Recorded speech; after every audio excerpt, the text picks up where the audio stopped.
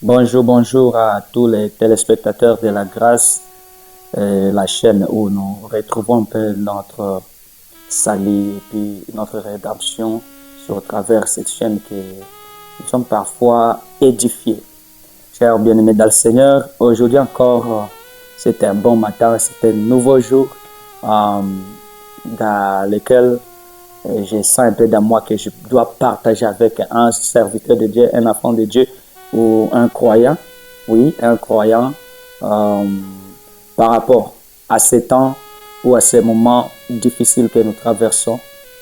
Aujourd'hui, j'ai eu la pensée dans ma tête de venir dans la présence des enfants de Dieu au travers la télé, au travers les ondes et au travers toutes les plateformes, soit de téléchargement, voulais-je dire, parce que de temps à autre, je suis inspiré de connecter quelqu'un à la réussite et puis à la solution de ce qui se passe. Je suis pasteur Timothée Mourodjakissa, le serviteur de Dieu et le fils de la grâce divine. Par la grâce, j'ai eu la grâce de conduire l'église centre évangélique La Grâce, basée évidemment à Païda, dans la République de l'Ouganda. J'ai compris que récemment ici, il y a quelque chose qui dérange vraiment les enfants de Dieu, au point où on ne risque même pas de croire que Dieu existe. En 2020 et 2021, les gens parlaient de ce virus ici, j'ai oublié un peu. On a parlé de ce virus, corona, oui, j'arrive. Maladie à virus, coronavirus. Et ça a fait des buzz, les plateformes à l'église. Donc, on a évangélisé cette maladie comme pas possible. Et du coup, j'ai compris, les églises étaient fermées, les hôpitaux étaient ouverts, si j'ai une bonne mémoire, les écoles, donc tous les lieux publics ont été fermés, excepté les marchés, et les gens ont respecté cela. Et là, après, on a eu la grâce de refermer encore pour que les gens rentrent un peu dans leur vie initiale.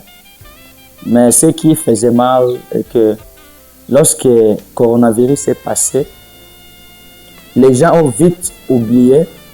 Or, à ce temps-là, beaucoup de gens parlaient de Jésus.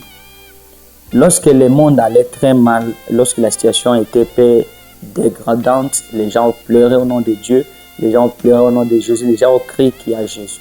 Les gens ont crié qu'il faut les saluer. Mais il y a la deuxième chance que Dieu a accordée à sa population au niveau global. Les gens ont eu même la chance d'aller dans des terrasses, donc partout où ils voulaient. Et les gens ont ignoré. Il y avait des péchés qui s'étaient ancrés, il y avait des des mauvaises choses qui s'étaient ancrées. Donc, les gens ont marché, les gens se sont habitués à des péchés. Et du coup, on se rattaque encore avec cette histoire d'Ebola qui a tué même des milliers de gens. Fondamentalement, ici, chez nous, en Afrique de l'Est. En RDC, nous avons appris, en Ouganda, nous avons appris, et par ailleurs, nous avons appris au Soudan. Donc, ça fait de rage, ça tue du jour au jour. Et pour ne pas aller très loin, les gens de Bunia ont su cela. Même les gens de Kampala ont vu cela. Les gens de Djouba ont senti cela. Alors, j'aimerais dire un peu comme le serviteur de Dieu, bien-aimé, souvenez-vous de tout ce que Jésus-Christ ou ce que Dieu a dit. Lorsqu'il y a la maladie, lorsqu'il y a des douleurs qui arrivent l'une après l'autre. Donc, la Bible dit quoi? Ce n'est pas encore la fin, mais ce sont des signes, ce sont des annonces qui annoncent qu'il y a un mauvais temps qui arrive.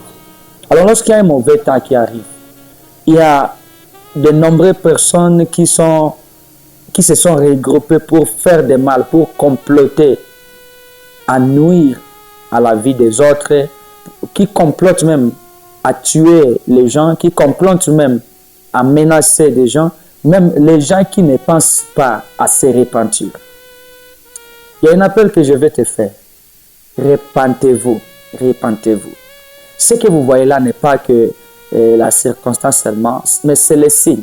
C'est ce qui montre que c'est le moment de chercher Dieu, c'est le moment de ne pas dormir, c'est le moment de se focaliser sur les inutiles. Bien aimés, la Bible nous enseigne que tout ce que nous voyons sur la terre, c'est vanité.